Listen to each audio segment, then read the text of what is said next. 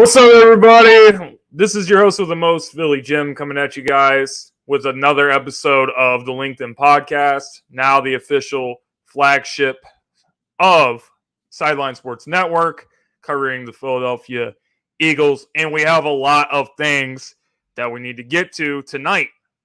Without further ado, let me welcome my co-host, Lindy, to the stage. What's going on, Lindy? What's up? Well, looks like I'm adding to the score of Sideline Sports. In here for the touchdown, taking the lead for the Eagles, one video at a time, as I always do. But we got a job to do over here. I'm ready to get at it. Yes, sir. We definitely got a job to do. So last week, I believe it was when the Philadelphia Eagles and the rest of the NFL got their schedule. So you know which games are which. Week 1, it all starts in Detroit. So, and I have the thing blocking the schedule, so let me take that off. So we're starting off with the Detroit Lions. Then we got the Minnesota Vikings for the home opener. Washington football team, now the Commanders. We are playing Carson Wentz for the first time since he has gone and did his stuff elsewhere. Then you got the Jaguars, Doug Peterson, a homecoming. Then you got the Cardinals on the road, Dallas Cowboys, bye week 7, Steelers at the Texans. Carson Wentz's official return to Philly is on a Monday night game. So, yeah, that atmosphere might be a little crazy. Then you got the Colts, the Packers, the Titans, the Giants, Bears, Cowboys on Christmas Eve. Then you got the Saints and the Giants to finish out the season. So we're really looking forward to this schedule. Looking forward to seeing what the team's gonna do, man. But I'll be honest, there's not a whole lot that scares me about this schedule whatsoever. Obviously, you got to win your divisional games. Green Bay is a tough team. I think the Colts will be pretty tough. I think Minnesota has talent, so they'll be tough. But overall, I'm not too scared about it, which is why I think the NFC East is right there for the taking for the Philadelphia Eagles, and I can see us winning 11 or 12 games without a doubt. Yeah, I mean, to me, the clearest thing that I can look at is you want to elevate your expectations from last year. The team winning 9 games seemed that far of a stretch when everybody had them winning 6 or below through the predictions. But going into this year with all the changes that the Eagles have done, it's more than fair to say that they should at least be 2 wins or better, all things considered. Just with the quality of players that they have added. We're looking at, based on last year's records, that the Eagles have the 3rd easiest schedule in the NFL, and you take that with a grain of salt. But just all things considered, yeah, I don't know. There's not a whole, like you said, I don't think there's a whole lot of teams that I'm in fear of either. Aaron Rodgers is probably the only elite quarterback that we're going to face. Green Bay is always tough when we face them. And we can break it down if we want game by game, but from a general perspective, yeah, I mean, for me, the floor is 10 or 11 games, and I don't think I can go any lower than that. I don't either, barring catastrophic injuries, knock on wood. But yeah, I mean, I think it's all there for the taking. Let's pull up the schedule one more time. A couple of games I want to point out. So obviously, the divisional games are important. I think both games against the Cowboys, you're going to have to win those games. You're going to have to win both those games. You can't have any slip-ups in the division, kind of like last season. You saw that the game against the Giants. Can't have any games like that. Got to go to as close to undefeated in the division as possible. And I also think playing it against Green Bay, playing against Aaron Rodgers is a game that you really need to focus on winning as well, because as far as with the NFC race. You're talking about potential seeding, and he is an elite quarterback. He's a back-to-back MVP of the last 2 years. So this is a game that you're getting close to that home stretch of the season, and you really want to make a statement to the league that you're for real. This is the game to do it. Yeah, if you think about it, when you take the division into consideration, 6 of your 17 games are against your division, and ideally, if you have the Eagles coming out of the NFC East 5-1, and really the only team I have them splitting with is Dallas, since we're always in competition with them year in and year out on who's the top dog in the division, but nonetheless, I mean that's why your division is as crucial as it is to really take advantage and pile up those wins, so you can focus on the rest of your opponents in the NFC and the AFC conferences. Yeah, no doubt about it, man.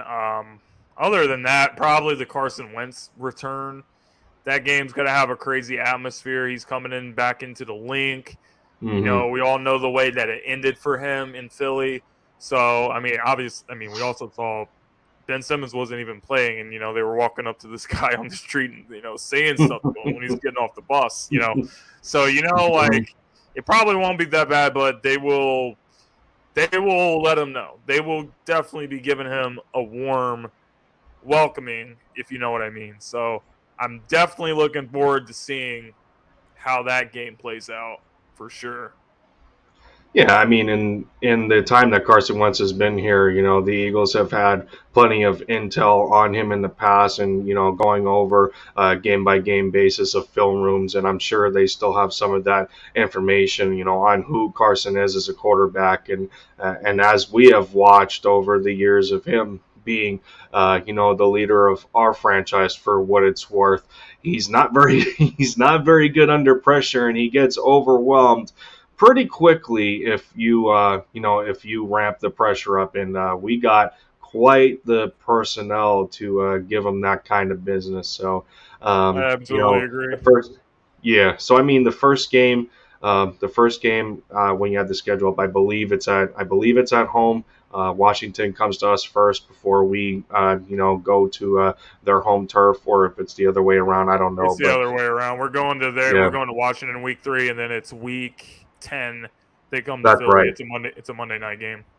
But nonetheless, how often have we seen Philly take over FedEx Field the way the Yeah, way it's that basically they a have home game. had over the course of time, especially when the home team isn't that good in that point in time. But yeah, no, I'm really not worried about Washington. They have made some great additions, and bringing in Jahan Dotson out of the draft to pair him with Terry McLaurin. But last we knew about Terry, he wasn't completely satisfied with being in Washington and maybe skipping some of the voluntary practices and all the rumors surrounding that. But, you know, Ron Rivera has, invested quite a lot into bringing him and bringing Carson to Washington. So there's going to be a lot of, payoff that has to happen. Yeah, totally agree. And, that's pretty much it as far as the schedule. We're going to move on to our next topic.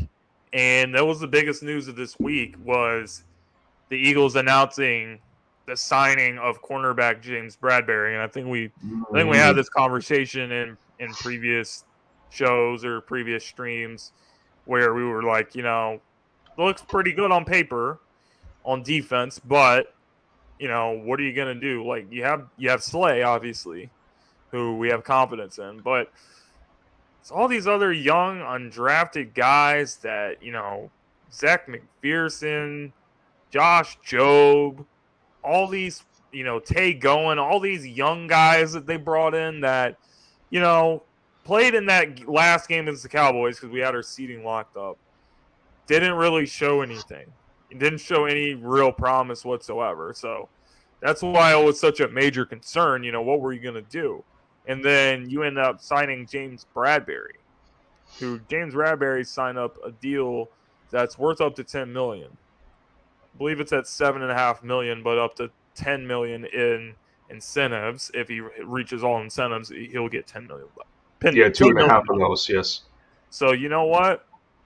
I think it's a great move, and for the price that they paid to get it, I think it was well worth it. I think he's an upgrade. I think he's an upgrade over Steven Nelson last year, and he's just kind of a big physical guy. He's a good man-to-man corner, and I think he can stick with some of these bigger body type of wide receivers. I think he's a big physical corner, and I also think that with Darius Slay, he's kind of like the quicker guy between the two guys. So I feel like there's two skill sets complement themselves in the same way as, like, if you get a receiver that's got speed and stretches the defense, and then you get like a big physical jump ball receiver. I think it's kind of the same thing with these two guys and how they complement each other as two great defensive backs. So huge upgrade for us, and our defense is looking very, very good right now. Well, yeah. Well, I would argue that Slay's a little more athletic than Bradberry. I mean, Slay can handle he can go with the 4-4, the 4-3 runners, as opposed to James, who can handle the 4-5s and the 4-6s. And that was one thing that you had to watch when he got released by the Giants, since they couldn't find a trade partner. And I think he got dumped on May 9th.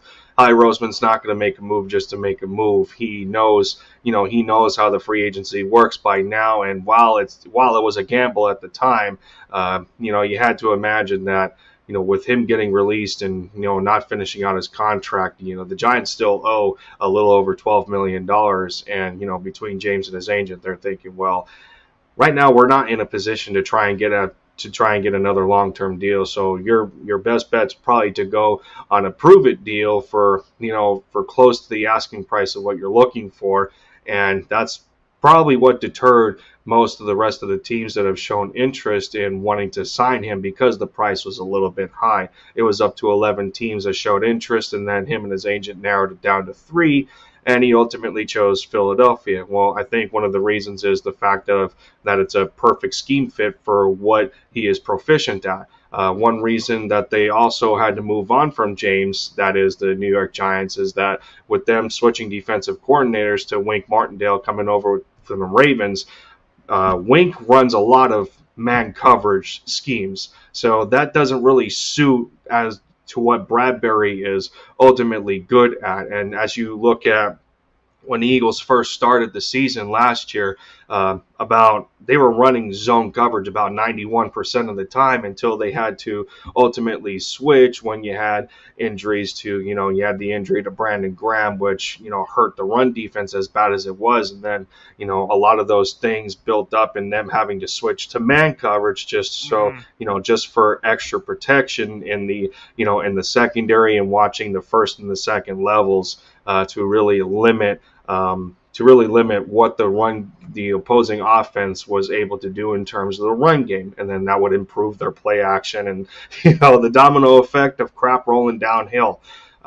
So that's part in why Bradberry makes so much sense. So Not only do you have a compatible corner on the opposite side of Slay on the outside, well, that's one less person that the opposing offense can target, much like they were trying to with Steven Nelson, and trying to throw his way most of the time to really exploit him. And that's part of why our safety position also struggled, because of that added protection to Steven Nelson's side. So really, that's just going to add a harder time in these opposing offenses that we're going to be going against, to have somebody that they can continue to take advantage of. It's not gonna be as easy as it was before. Yeah, absolutely, man. And James Bradberry, huge upgrade for the secondary outside of Slay. So now you don't really have to worry about teams looking at the other side and saying, hey, you know what? Let's just attack that side and keep doing it and doing it and doing it. So I think it's a great situation.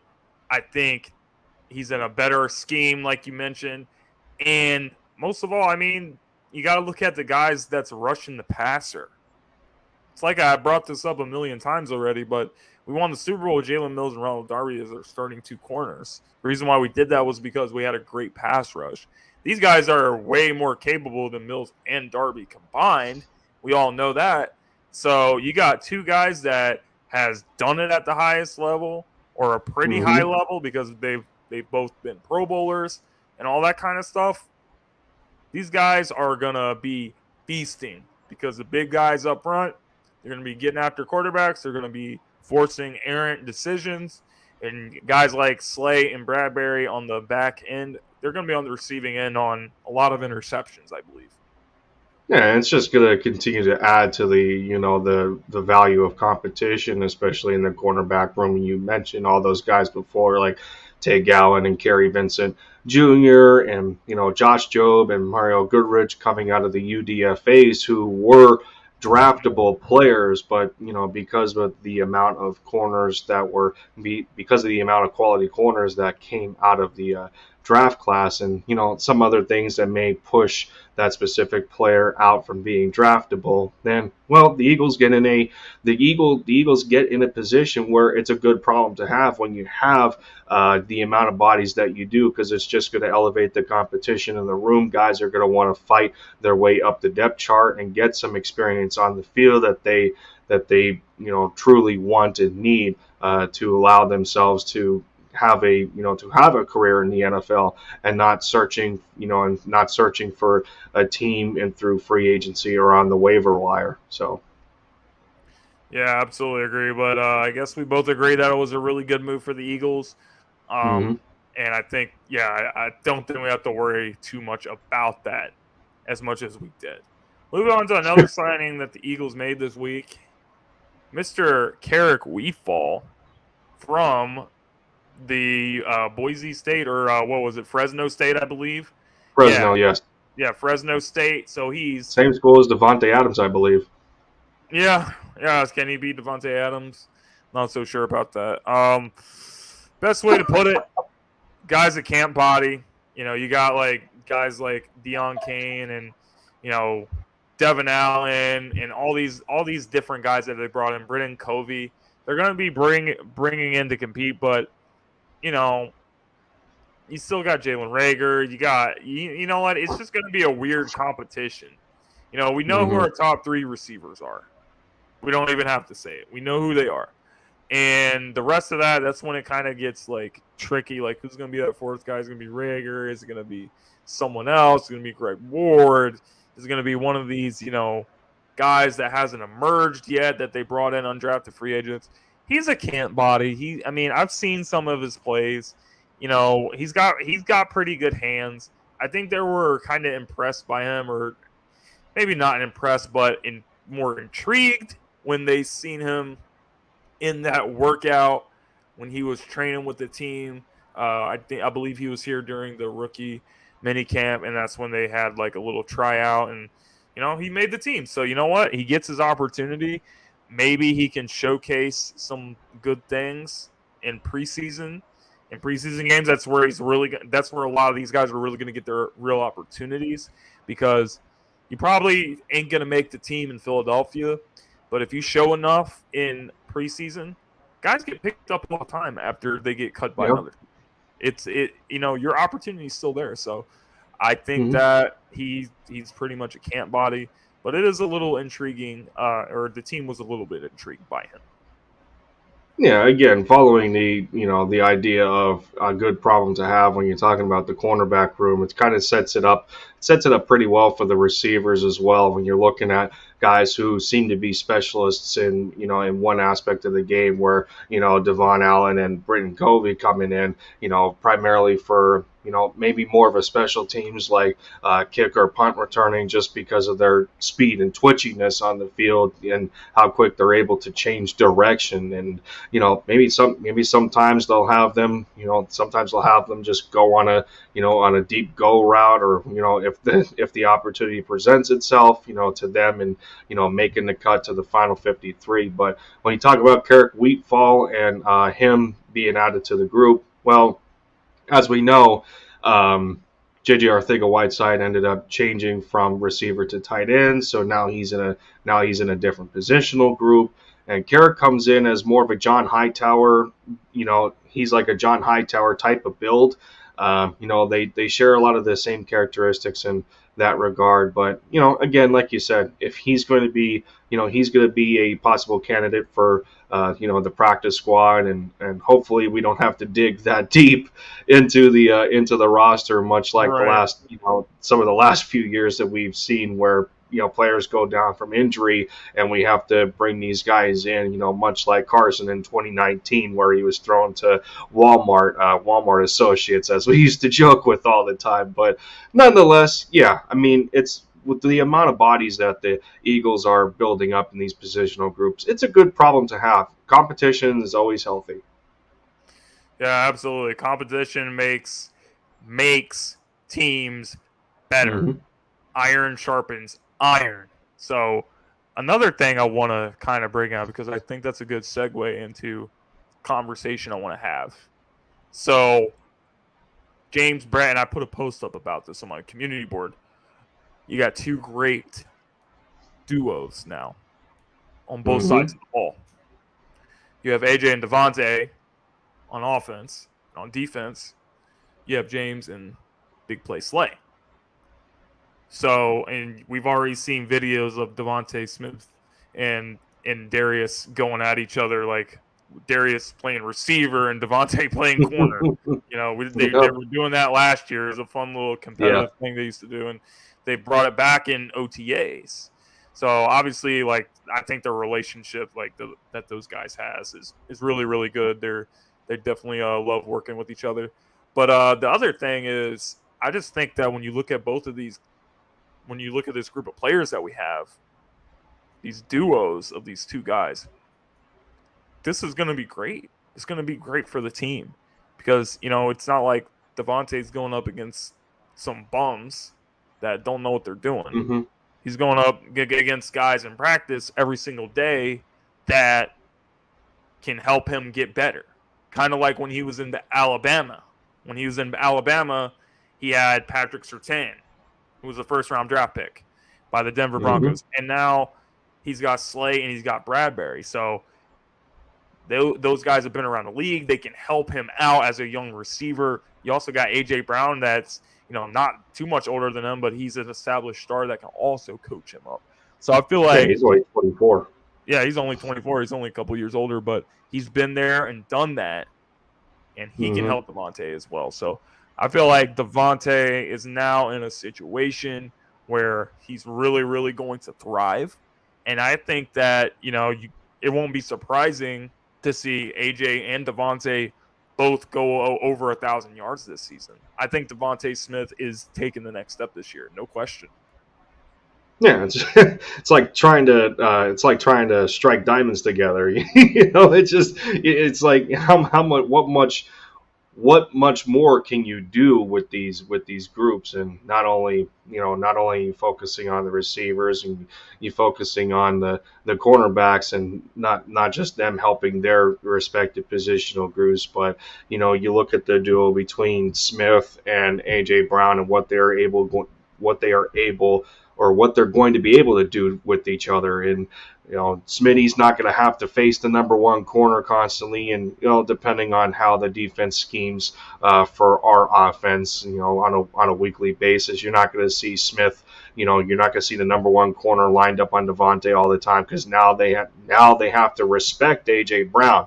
I don't think these defenses respected anyone else on this offense other than Devontae Smith and Dallas Goedert. So that doesn't put us in the greatest of situations. Now you have to account for AJ Brown, who is excellent in the short field, because that's a spot where he thrives. And now you can flex Smith out to the Z. You can run Quez in the slot, have him at the Y spot. So it's just a nice recipe for success there. And then in terms of the corners, you're almost giving them the best of the best on what you're able to provide, between Slay and Bradberry. And in terms of Bradberry, if he's going up against he's going up against A.J. Brown, that's just going to, enhance his ability to play man coverage a little bit better, something that he's a little bit weaker at, being that, he made his money, he made his pay dirt as being a really good zone corner. So, again, it's another good problem to have. And, and then intangibly, I don't think any of these guys are all that egotistical, in trying to say that, No, I'm they're better not. than you. And, there's none of that kind of negativity, We have a for bunch of guys that the, want to win. yeah, it's excellent. And, and aside from, you got to give Sirianni credit for putting this kind of foundation in and being, being one for all, and, yeah, it's just a great overall situation right now. Yeah, speaking of that, Jeremiah leaves a comment. Thanks for watching, Jeremiah. I think Quez and Dallas benefit the most from this duo, he says. Mm-hmm. I think Quez is going to rock out this year, and hopefully they do not play Mr. Jalen Reagor at the slot receiver or the third receiver position. I completely agree. I mean, I think that we're not even bringing up Dallas Goedert's name when we're talking about that's how good I think this duo has potentially to be, because, if you're focused on AJ and Devontae, that's great, but what are you going to do about Dallas Goedert? Dallas Goedert's one of the best tight ends in the NFL. He's a yak monster. He's huge. He's athletic. He can go up and get the ball, and it can just cause hell for defenses. And Quez had a very quiet, really good season last year, around 600 and something yards and, a few touchdowns. So, he did pretty good. That was just with him and Devontae and Dallas out there as the main pass catchers. So Yeah. bringing in another guy that's going to, take the attention off him, people are not going to be thinking about Quez Watkins. And that's when Quez is just going to blow right by you, and next thing you know, he's going to be open for a 30 or 40-yard gain. Well, unfortunately, with the lack of depth that we had last year, I still think they're going to respect Quez a little bit, being that he has put out plenty of tape for defenses to consider. But it's commendable at the same time on him starting in a dysfunctional team year one and then really improving on that with getting his mind clear and not having to worry about all these external types of distractions. And, he comes into year two and he becomes a pretty viable weapon for the value that he was as a 6th-round pick. So, yeah, absolutely. I mean, A.J. Brown is not only, he's not only benefiting the quarterback, but he's doing wonders for everybody else that lines up with him on the field at the same time. Got another comment from Puerto Rico that says Britton Covey is a slept-on secret, and we can't keep dismissing that need. I totally agree with you. I think that he is a slept-on secret. He's one of the most highest, of these guys that just got brought in that people are bringing on. They're like, hey, you guys better watch out for him. You guys better watch out for him. Very explosive player. Very explosive player. And that is another reason that I believe I brought this up in the past already, but I'll bring it up again. This spells trouble for Jalen Reagor. Jalen Reagor, the main place he could really separate himself as a part of this team. Obviously, we know he's probably not going to be the guy that we drafted him to be in the first round. We know that. But what value can he bring to the team still? Special teams, kickoff returners. So not only do you bring in Devin Allen, who's an Olympian hurdler and a sprinter, and he's got outrageous speed as well. He's an Olympian for crying out loud. Then you have this guy who's also extremely explosive, and he was dangerous with the ball in his hands on a lot of these kickoff returns. So on special teams for Jalen Reagor, it's not just like he can just chill and he's like, yeah, you know what? I'm a pretty fast dude. I've been on special teams. I know how to do this. You can't do that, man. You can't do that. No. You got to step it up on special teams and on offense. So right now, I think that as a part of the guys being on a bubble of this roster, Jalen Reagor's got arguably the most pressure on him. Yeah, it's really a shame, the fact that him being the Eagles' first round pick, and again, just regurgitating the disgusting fact that he was taken over Justin Jefferson. We don't have to go back there because the only reason I'm not still upset about it is because we have AJ. We have AJ and Devontae now. Yeah, it's the only reason.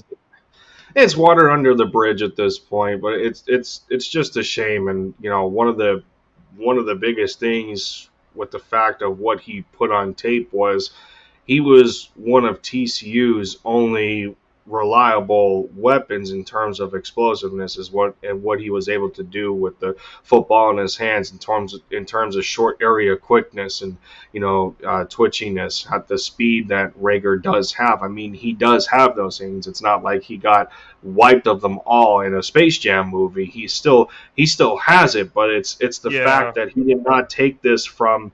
He did not take it into a professional standpoint and not letting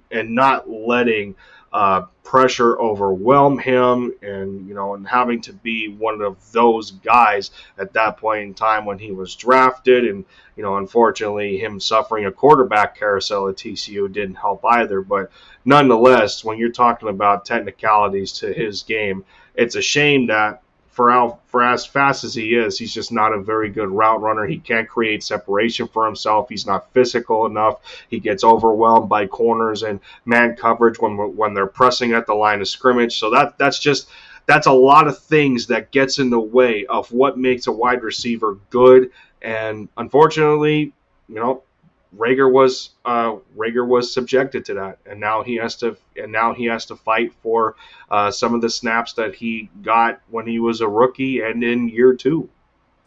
The only thing that could save him is Howie Roseman. He's the only one. Pretty much. Because I'm not saying anything disrespectful to Howie, because I know a lot of people in the comment section are going to say, Howie's been great this offseason. And he certainly has been.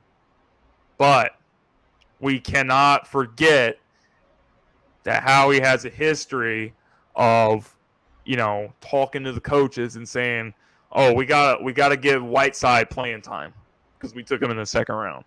We took Reagor in the first round. So I feel like in terms of his ability, like if I was running, I'm just speaking from the standpoint that if I was running the organization or if I was in Nick Sirianni's position, that's what I would do. I would keep the best players and I would get rid of the best players, even if you're drafted in the first round or not. But, they're going to say, oh, look at Brandon. Like, I've heard people bring up the Brandon Graham comparison. Brandon Graham was not off to a good start when he started, and now he's considered, obviously, a franchise legend with that strip sack. But people are bringing up that comparison, and I just don't see it happening. And he's just up against a lot. I don't see him having that kind of resurgence, but Howie Roseman could get in the way and just say, you know what? We took this guy in the first round. We're going to, at least give him another year. And then we'll be having the same conversation next year. 3 years of being a very disappointing first-round pick, and we'll be talking about when can we get rid of this guy. The biggest problem that, Howie's going to end up facing is the longer you keep him on this roster and the less he makes of an opportunity to show his value and produce for himself, you're not going to have much in terms of trade collateral. You're not going to be able to trade him at all. So you might as well, you're better off probably giving him a fresh start sooner rather than later if he can't take the initiative to put it upon himself to say, well, you know what? I mean, they're bringing in some undrafted guys. There's, lower tier guys out of the draft, sixth rounders, fifth rounders, whatever the case may be, and I have to be in competition with these people. Well, he should take it as a sign of disrespect, and well, with him just deleting everything on his Twitter and going completely blank like that. I don't know. And then yet he's still involved in some pictures, with these guys at OTAs taking photos and like, what are you doing? So he's got a big cheesy smile on his face, man.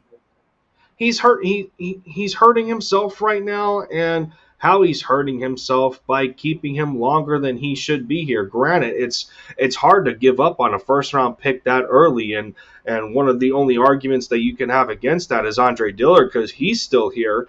But an offensive lineman, especially the tackle spots, they're worth more than a wide receiver. So that's the other thing that you can put against it. But that's probably why Dillard's still here.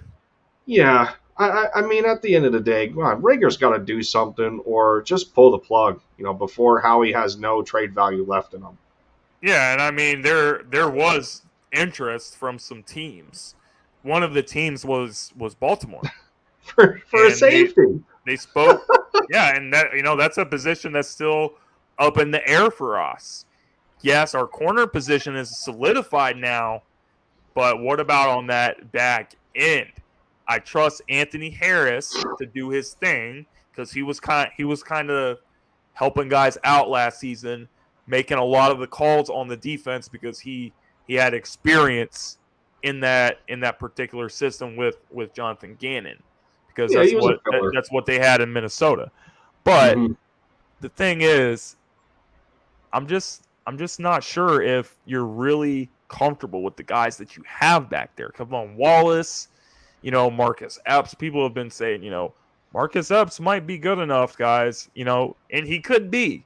But we're going to see how the team really does feel about him because I feel like this was a good opportunity to get rid of Rager and address a need. Chuck Clark's a very versatile player. With Baltimore, they were moving him all over the field. And that's the type of players that the Eagles love. That's why they loved Malcolm Jenkins. Because he wasn't just a safety. He was more of a weapon. He was a defensive weapon because you could line him up at linebacker, line him up at corners, safety, single high. You could put him in the box. He could do everything. And that's kind of what Chuck Clark gets. That's what he brings to the table. And I feel like that's the type of player you would be getting with Chuck Clark. It just makes all the sense in the world. And, the depth chart receiver for the Ravens is not looking too good after they traded Marquise Brown to the Arizona Cardinals. So I don't know, man. I feel like that trade would have been perfect. If I was Howie, I would call the Ravens back. Yeah, there's definitely an argument to be made there, and in terms of us Eagles fans and really us pulling the plug on Rager before the organization did, we think of it as addition by subtraction. One of the only things that I can say that's probably against the Chuck Clark idea, and I know, shocking, right? Well, why don't you want to upgrade the safety position? Okay, we understand that the Ravens are in a better spot now than they were with just Chuck Clark, especially with the additions of Marcus Williams and Kyle Hamilton. And, well, as we know, Marcus Williams chose Baltimore over Philly, even though we were going to give him a contract at $14 million a year. And then that would bring the Jesse Bates question into the conversation. But absolutely, my thing here, okay, I mean, I made a video on it already, and it's getting some pretty decent traction as of right now. But my whole idea is the fact that I think you're okay with where you are. You want to be better, of course. But the reason being is, when you're talking about Chuck Clark as that Malcolm Jenkins type of mold as a safety where you can put him anywhere and be comfortable with it, I think that would be different if you had less trust in your cornerback room, less trust with your linebackers, and less trust with the depth that you have at your defensive line. Because the Eagles were able to upgrade at all three levels of their defense, particularly cornerback, you're not going to need as much safety help as you were before when Slade didn't have somebody on the outside. Avonte Maddox was taken out of position where he was that's a great point that Jeremiah brought up. That's a great point that he brought up with Maddox. Yes. So, putting that all into consideration, one of the biggest key factors in an offense trying to diagnose a defense is them watching, in the pass game, of course, but the safety is one of the biggest spots that, that's the spot that's going to give it away. And, quarterbacks always try and use their eyes to misdirect where they want the safety to go to try and find an opening, try to find an opening in a soft spot of the zone. So now that the cornerback spots are secured and you don't have to worry about needing double coverage all the time like before, then guys like Marcus Epps can do their job. Guys like Anthony Harris can have a bit more of a command in keeping everything sound if he's gonna be the guy to address the secondary and keep those guys in line. So you always want to improve, yes. But if you're good enough, considering additions on, closer to the line of scrimmage with the corners, then you can give guys that chance to grow into a mold, much like we're trying to develop a Marcus Epps, like we're trying to develop a Kayvon Wallace, and we keep Andre Sachare on special teams, and Anthony Harris does a better job this year, that he is more comfortable and not having to be dropped down into the box all the time. Yeah, you know what? Yeah, I think that all that makes sense. I don't really think our secondary is going to be that much of a problem. I really don't think safety is going to be that much of a problem. I think that with Jesse Bates, I won't be surprised, because Howie Roseman is, he's always monitoring situations.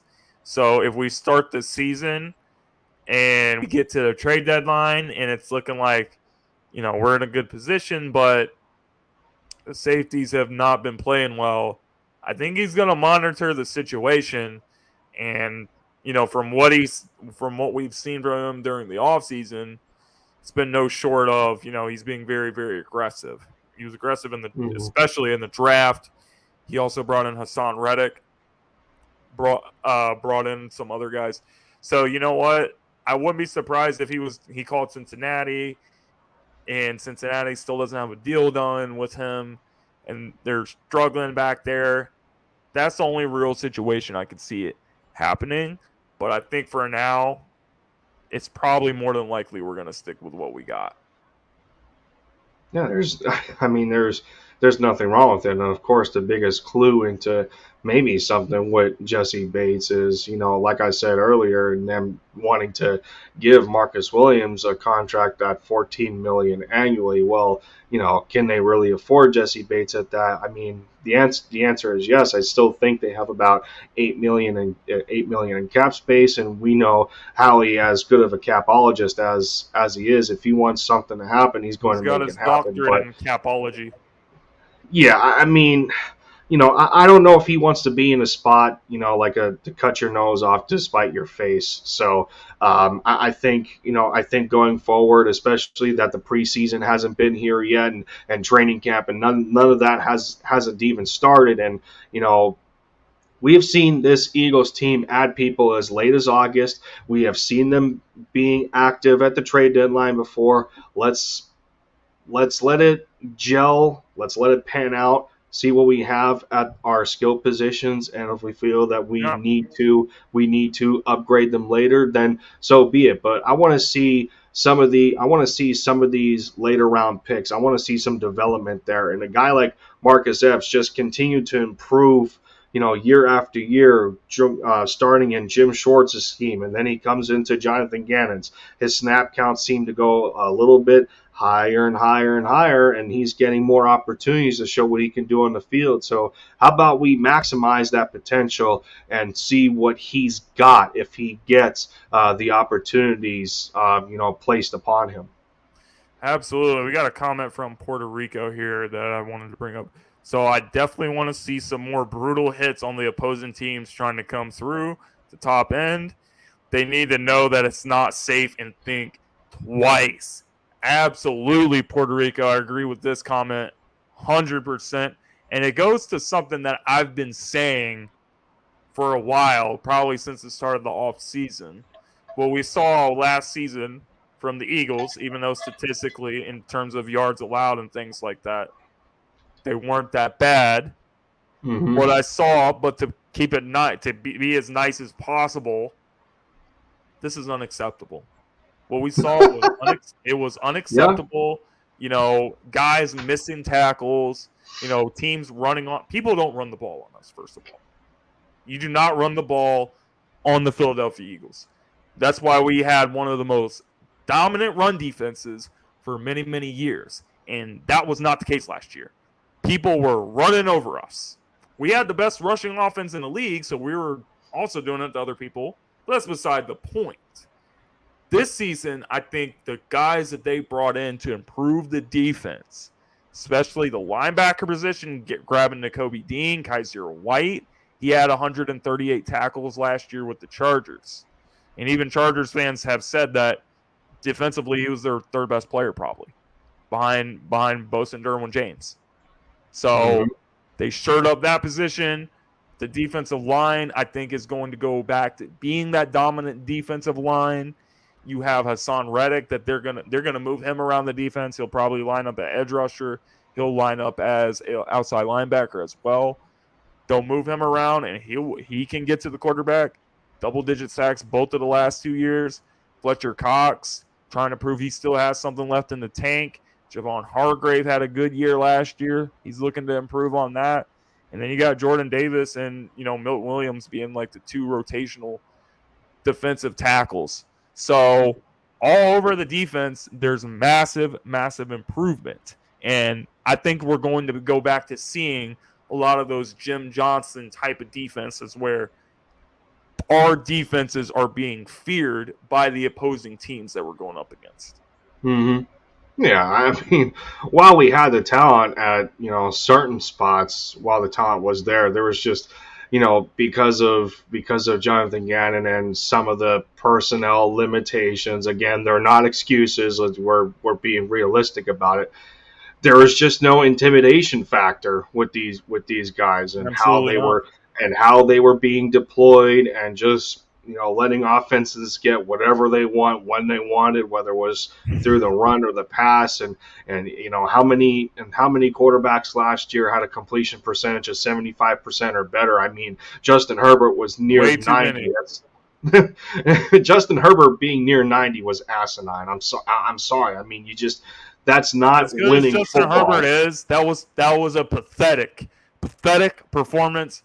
Jalen Hurts and the offense, they did their thing. They played a really good game, and we just didn't get a chance because we could not get this guy off the field to save our lives. Same thing with the Chiefs game against Patrick Mahomes. Yeah, and and pathetic. all the crap that Jalen Hurts is going through right now, and having this ultimately be on him, and the team is going to go as far as the quarterback takes them. Yes, there is some truth to that, but at the end of the day, it's a collaborative effort between the offense, defense, and special teams. You just can't have one side of the ball doing all the work, and then the other one is just laying down and telling the defense is laying down and telling the offense, like, okay, you can get whatever you want, score it however way you want, be explosive, do this, do that. So yeah, no, I mean, that's not to really blame deflect, because surely the offense needed to schematically change because of Hurts's limitations and them having to run the ball a lot more. But the domino effect just continued. The domino effect continued with the downfalls that were as consistent as they were. Yeah, I totally agree, man. Defense definitely going to take a huge step up this year, though, in my opinion. So our next topic is going to be. Go ahead, Lindy. No, it should. I mean, there's no excuses for Jonathan Gannon. I mean, the biggest thing here that we have to remember, and it's the easiest intel, like, right in front of your face. When the Eagles started out the season, like I said in the very beginning of the show, like 91% of the time they were in zone coverage, and over the course of the season, when they lose Brandon Graham, and then some of their positional groups just die off. Brandon Graham was such a huge loss for this team. Massive, and now that he's back, Brandon, he's come. granted, he's coming back off of an Achilles tear. He's 34 years old, so I think he's still going to be BG.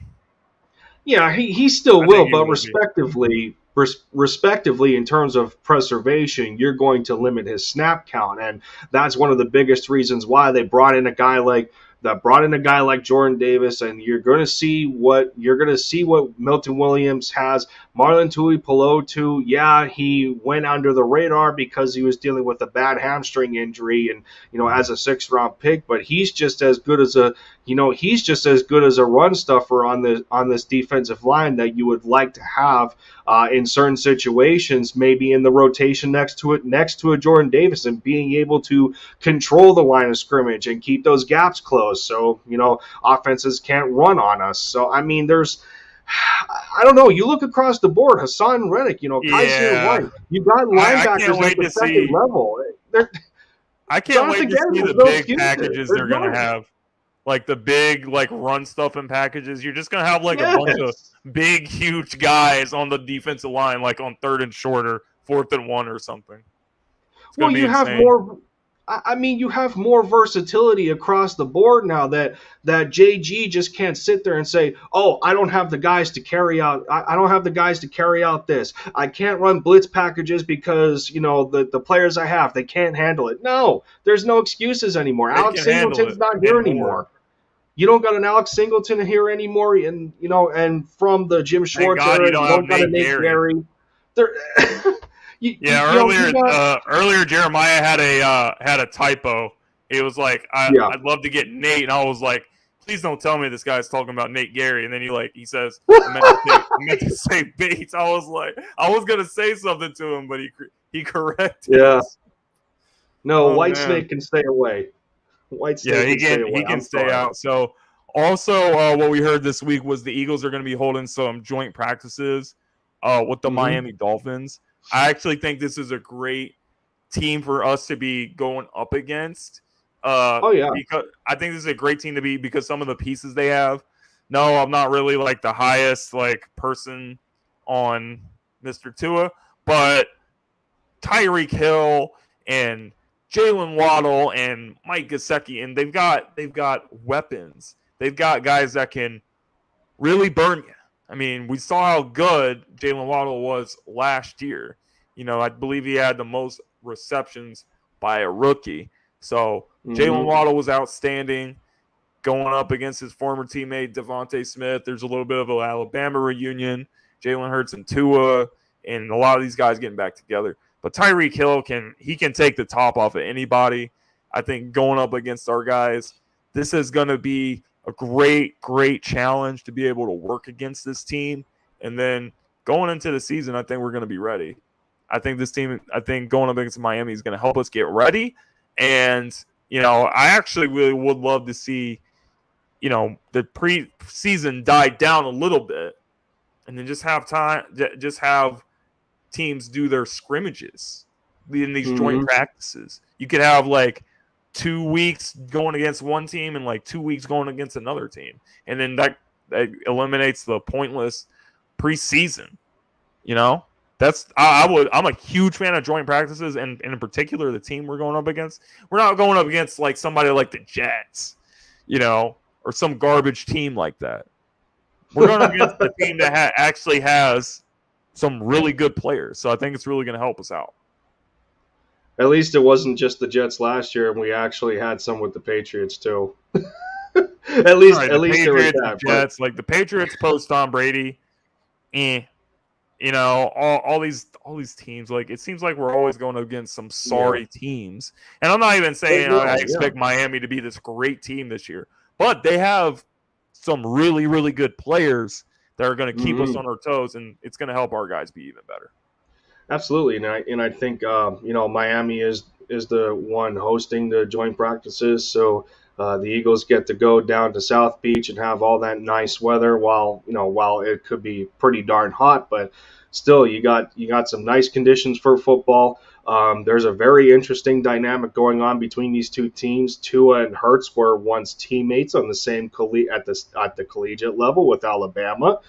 I think Hurts did have both at one point. I think he did have both Smith and Waddle to throw to at one point when he was the quarterback for, the Crimson Tide. So you got that dynamic going on there. Smith and Waddle are great friends. You got two top-tier tight ends between Dallas Goedert and Mike Gesicki.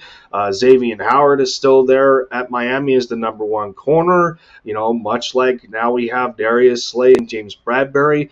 There is a very nice balance from a competitive standpoint between these two football teams. They're going through minor building transitions, and 100%. it's all around a great combination and from a competitive standpoint to see what these two teams are building going into the regular season, see what they're made of, and get them prepared to want to have their own respective playoff pushes. Absolutely agree, man. So these joint practices are going to be amazing. It's going to be an amazing season for the Eagles, so long as everyone can stay healthy, of course. But, yeah, guys, that's pretty much it for this episode. I'll ask one thing, though. Yeah, Can we not get overexcited again when Jalen Reagor makes another one-handed catch in one-on-one? He's like a Hall of Famer in practice, man. Like, the team was hyping him up, posting like the one-handed catch on Twitter and Instagram. When Jalen Reagor hears the words, when he hears the words joint practice, I don't know, something just takes him over. But when the regular season comes, this guy he turns into Thunderstruck, like the movie where the kid and Kevin Durant switched, and Kevin Durant just became trash. That's right. Much like he lost Jordan shoes and like Mike. Yeah, same thing pretty much. Like this guy just, as soon as he leaves joint practice, summer June, July, August, when it gets to September, this guy's just like, you know what, I'm good. I'll see y'all later. Him and Ortega-Whiteside are famous for that. So, Jalen Payton. Yeah, let's not do that again. Please. Appreciate you, Coach Dante. Thanks for coming in, bro. Thanks for everybody that tuned in. If you guys don't mind leaving a like for us as we get up out of here. This was brought to you by the Sideline Sports Network. Make sure you guys go check out them and check out all the great shows that are going on as well as the Gauntlet Podcast, which you guys are familiar with. But, Linda, you got anything that you're working on that you want to let the people know where they can find you and all that kind of stuff?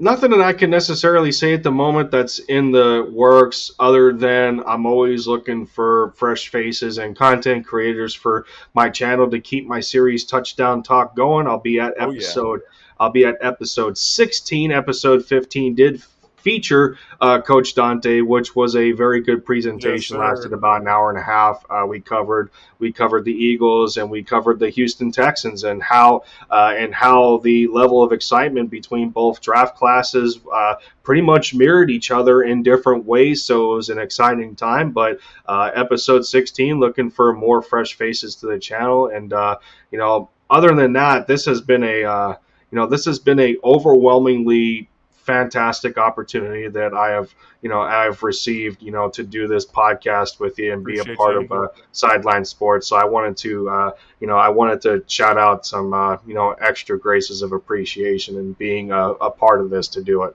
Absolutely, man. And I'll say it to anybody that doesn't know, I'll just reiterate it as we get off of here. If you don't know the name Sideline Sports, if you don't know it now, you will know it one day. You will know it soon.